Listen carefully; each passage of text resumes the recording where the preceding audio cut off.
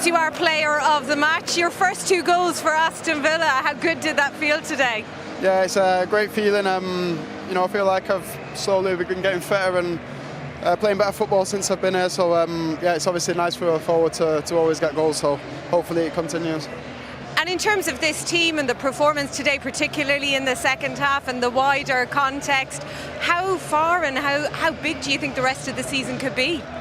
You know, I think we have to just take it one game at a time and just give 100% on the pitch, and you know, we'll see where it takes us. But I think we're a very ambitious team. You know, we want to win. We want to try and get as far as we can in all competitions, and we also want to push to get back into the top 4. So. And I know you alluded to it in your first answer there. How close do you feel you're getting back to your true form? Step by step, I think I can still, you know, get fitter, and you know, I missed a lot of football before joining up with them. So, you know, at the minute my body feels good, and you know, I'm injury free and just enjoying my football. So all good for now. Congratulations today. Thank you.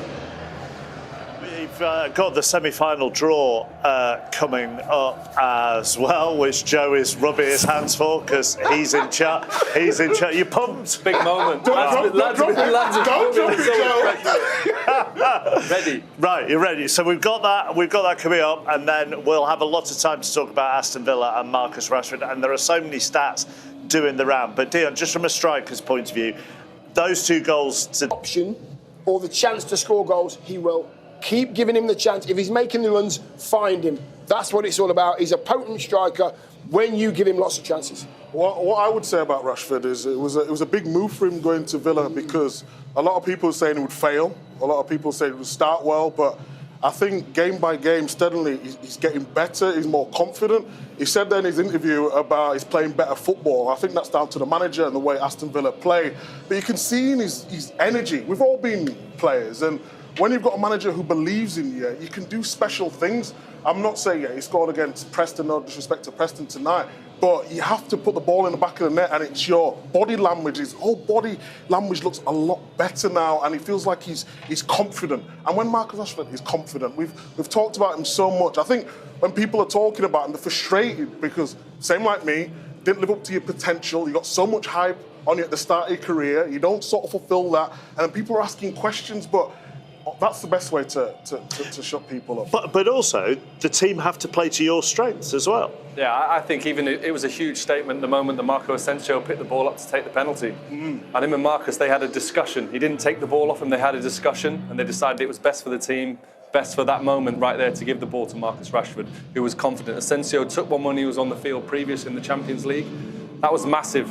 And the confidence to take that penalty, everybody in this stadium, in a Preston shirt, in a Preston North End feeling, would have wanted him to miss that penalty, and he just held his gauge with the keeper and confidently slotted. You didn't like that though with keeper when strikers sort of took the time a little bit. If they score, you clap hands because he's doing it in a big. There's pressure on that guy every time he goes on the field. We're talking about his body language. That's a conversation. How he behaves, how he chews his chewing gum with Marcus. He's that kind of guy, but when he's scoring goals and winning, brilliant. Let's bring it back to this game then, and we're going to continue to look at Marcus Rashford. Talk me through his finish for the first one and what you like about it. Yeah, I just find Marcus, when he gets these chances, he goes at pace and then he slows down. And we've said it many, many times on the TV. When you get the ball back at pace, and when your chance arises, you have to prepare yourself, get yourself in the right position, and then he just slows down. You see how he slows his stride towards the ball. If you watch Marcus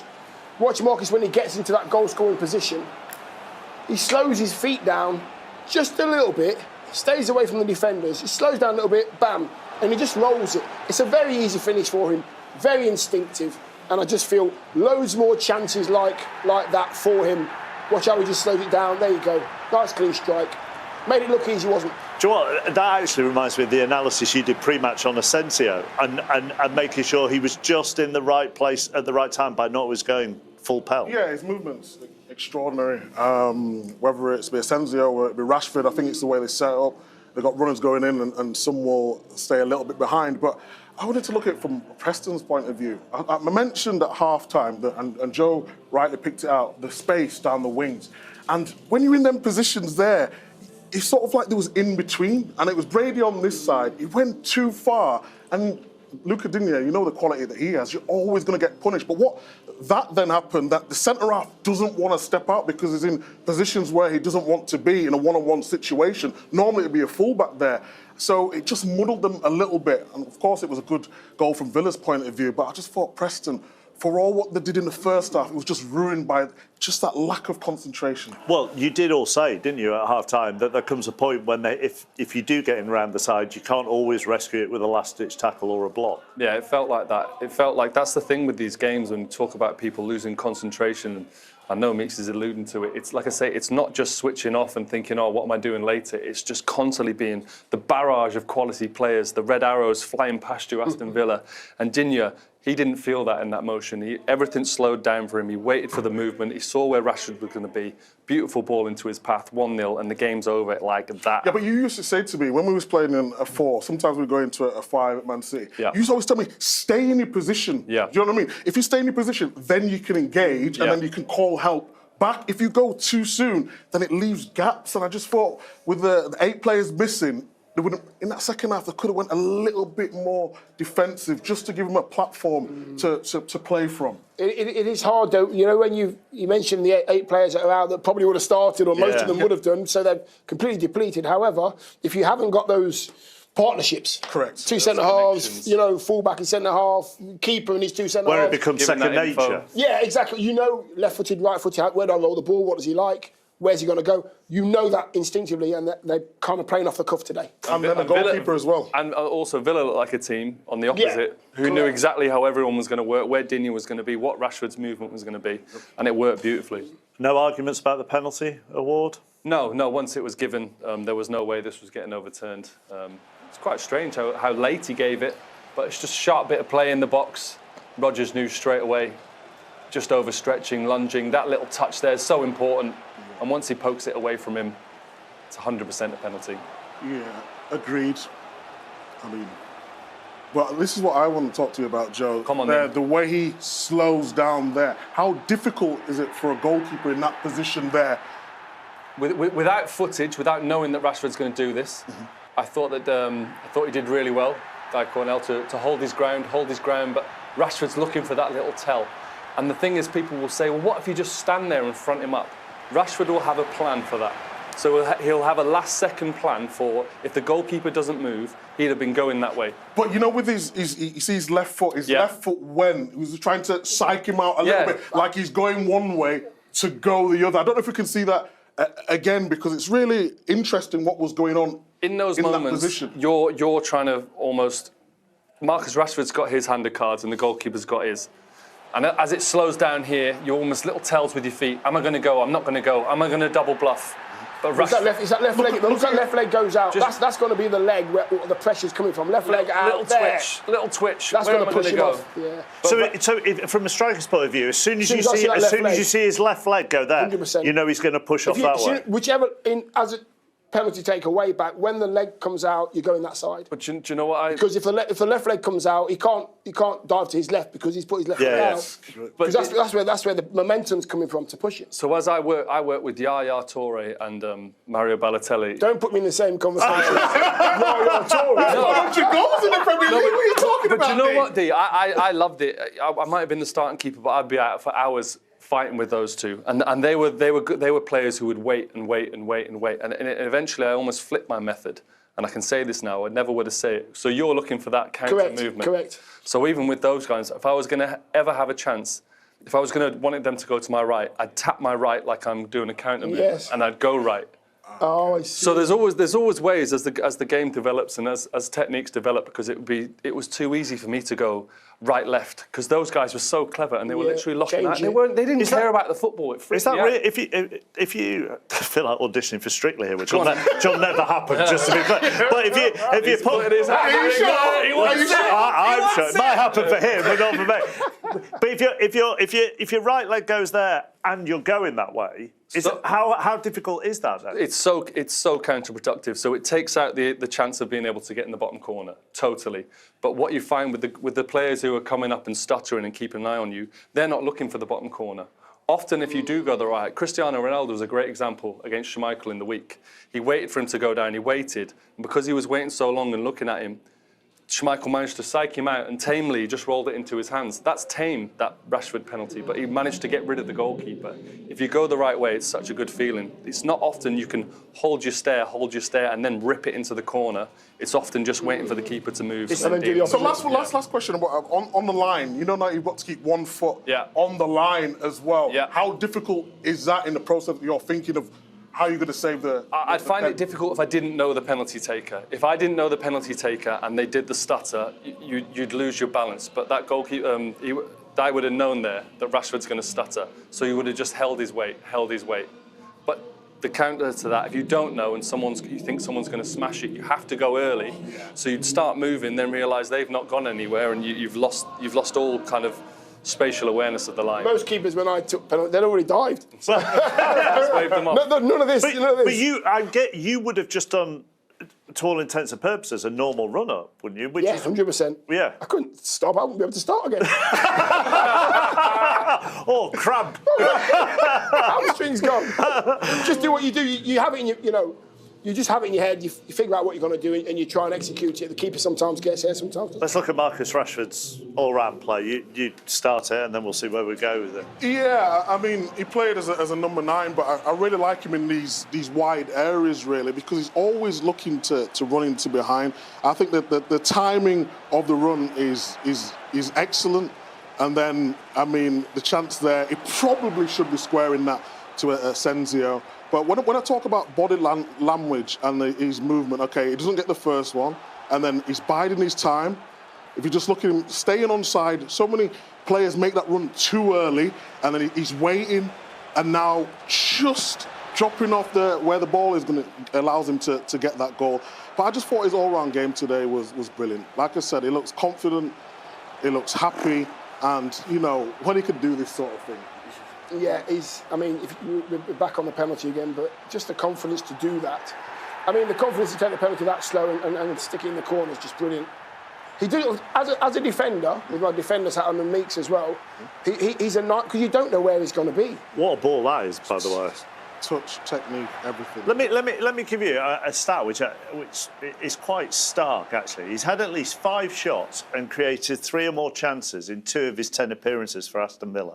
But that's as many as in his previous 113 games. Yeah, but what's for Manchester United? The difference is Emre's got a structure. He's got a plan on the Ten Hag. It was difficult, and then the new manager Amorim is finding it difficult to put across exactly what he wants. If you want to play in a different formation, where's he going to play in one of the 3 positions, or is he going to play as a wing back? Don't really suit him. But this Villa system, if you just look at the stats there, he's doing brilliantly well. The thing is, when Marcus is on it, when Marcus is playing well, like he did in the second half, when you're giving him what he needs, which is a bit of freedom, chances to score goals, when he's making the runs, find him, he can start in any team in world football. He's that good. That's how good Marcus is. But Ten Hag and Amorim will have plans, or would have had plans when Ten Hag was there. So he's coming into an environment where everyone knows their jobs, and he's just adding his skill and pace and know-how to that team. And if you've even seen when Watkins and Marlon came up, they knew exactly what they needed to do. The press did not stop. Do you think he's also coming into an environment where he has to prove himself here? And I'm not saying he didn't have to prove himself, but having been at United for so long and being comfortable at United, is there a greater challenge at being at Aston Villa? Because this is new group of players, new environment. I agree. I've got to show myself. Of course, but you're constantly being asked questions at the top. You are constantly being, and maybe he found himself in a lull. But he's come here, like Micah said, with people around him who know what they're doing. He's not come here with question marks about how he's going to behave and what he's going to do and how can he change the team and what positions he's going to be. Because when he was at Manchester United towards the end of his career there, it was constantly, where's he going to play? How's he going to play? What's the manager going to do? No one questions Unai Emery. No one questions anything he does. People don't question him in the media. They don't question him in the team because he's established himself. And where he's asked to play, he'll play, and he'll play with quality, with clear instructions. I think the other side as well, Marcus has gone in, from the outside looking in, he must have gone in thinking, right, I've got to sort of toe the line a little bit here because they're on a roll. Ramsey, Rodgers, Tielemans, McGinn, Mings, they're all in the flow. So I'm going to have to fit in. And if I don't conform, I'm going to look like that. And they'll tell him as well. Yeah. And I think he likes that. Marcus knows exactly what he's got to do. As Big Meek says, he knows exactly what his job is, what his position is, and they're going, you just do that, and then we will do what we do. Do you think there would have been, Dion, do you think there would have been, when he decided to make the move and it came up, I think there would have been really important conversations with Unai Emery. Definitely. Of which you almost sign a contract verbally. This is, if you're going to come, I really, really like you, but I need you to do this. And his mates, Joe, and his mates there, his mates that he's playing with as well. They'll say, listen, get yourself here. We play this way, right up your street. You're going to love it, You're going to love it. And Ramsey played well today. Ramsey, brilliant. Well, brilliantly. Seamless, mate. I'm trying to take your job. Take it away. One of many, Micah. But we talked about Villa and how they'd set up. And I mean, getting in that pocket of space there and then having the awareness and then the execution of the finish is just brilliant. I mean, look at the way he looks right to see where the space is in that middle. Defender too late. And the handoff as well. What a finish, dude. Yeah, the handoff. That handoff there, the little left arm. He knows exactly what he's got to do. He just nudges the ball to his right so he can keep the defender keep away from the defender as well. Keeper disappointed, Joe, or not? Yeah, he will. But that's just the mental and physical sharpness we said that Villa edged over Preston all day. Taking it through the lines, that pass was on, and first half they were managed to block that on the half turn, straight through, game over. Okay, do you know what's coming next? Yes, Ramsey interview. It is. With Sarah Mulkerrin. Well, Jacob, through to the semi-final of the FA Cup at Wembley, and you scored a goal to seal it all. How sweet does it feel? Yeah, a really good day. I'm just buzzing for the fans at the end. The reception that we all got, the final whistle, it was just good to see, man. What's it like being within this team at the moment? You know, the recruitment as well in January, you all seem to be pushing each other on. Yeah, we've got such a strong squad.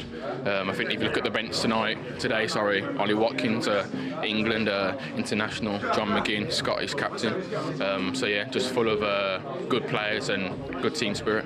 And you have a manager who, you know, is used to winning silverware. There's 2 cups still on offer. I mean, that must just be a huge boost and a bonus, and also just a motivation for you all now. Yeah, 100%. We want to do well in the Premier League and Champions League and in the FA Cup. We've got 2 big games coming up in the Premier League this week, and then the big game against PSG. So yeah, looking forward to it. But a busy schedule, but we've got a big team and we're going to need it, everyone. And Palace in the semi-final. Palace, is it? Yeah. Oh, right, okay, yeah, nice. Yeah, nice. Yeah, just we watched their game yesterday and they played really well. It's going to be a really good game. My first time playing at Wembley. So yeah, looking forward to it. Enjoy it all, well done. Thank you. Cheers. Oh, talk about a lad who's just loving it, isn't it? I absolutely love that. He's absolutely buzzing. He's just gotten to the semi-final for the first time.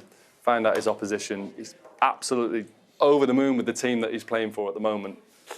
What a time to be alive. Obviously, not as good an afternoon for Preston. They are out. I'm sure Paul Heckingbottom is proud of his players, though. Here he is with Seth. Paul, just give us your reflections then on that game. Yeah, a difficult ending.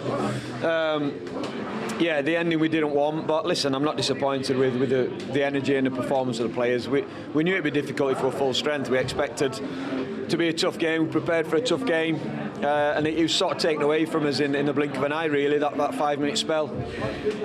Yeah, and that was it, that was a change, and then, yeah, it became an easier game for Villa, and we started, obviously, the last few minutes looking forward to our next game, which is Wednesday. Is it always that difficult when you come up against a side like Villa that just in a couple of moments, no matter how well you've been defending and concentrating all game, that it can just switch so quickly? I really felt we needed the first goal today. We like I said, it would have been a difficult game if we'd have been at full strength, but we were limited. It was more the options from the bench and the tactical change we could make within the game, because we knew we were lopsided and how we had to set up. But that's why I'm proud of the players and the efforts. Jordan, first minutes for a long time, and having to play 90, Ben's first 90 back. So, yeah, I'm pleased with the players. We have to just look forward now, start preparing properly for the game on Wednesday night, and welcome back those boys who were missing today. Kind of sums it up, Micah, doesn't it, from a Preston point of view? But they couldn't hold up heads. I thought Magoma, the left wing back, played well today. I think he grew into the game. But when like we keep saying it, 8 players out is always going to be difficult for him. But you know, it was a good run for him. look on to next season now. And onwards and upwards for Villa. 2 league games, then Paris Saint-Germain in the Champions League. That's what you want as a player, though. What a place to be for the football club that's just been taken to a new level by the manager. He's basically saying, this is where we belong, but I have to have the quality in order to, to challenge in it, and he's got it.